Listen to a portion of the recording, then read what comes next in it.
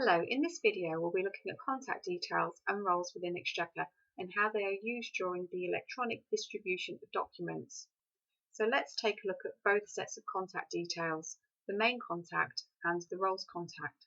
The main contact is located on the main tab of both the customer and supplier record.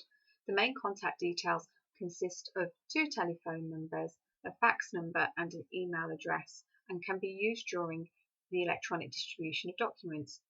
Please note, electronic distribution is only used when the paperless module is installed and the distribution method is set to email on the e-commerce tab of the supplier or customer record.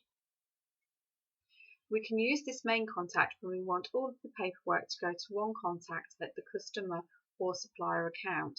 So one contact to receive the order acknowledgement, invoice statement and chase letters, or on a supplier account, one contact to receive both purchase orders and remittance advice.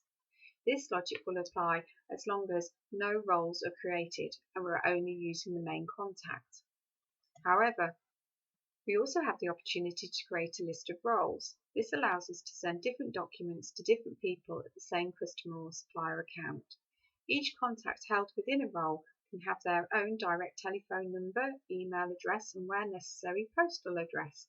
When you create these contacts, you assign one or more roles to them. The role controls which paperwork the individual receives. In this example, we have Jane Morris. She is assigned to the Send Invoice role. She will receive all invoices sent to AB applications by email, but not statements or chase letters, as they are not assigned to her.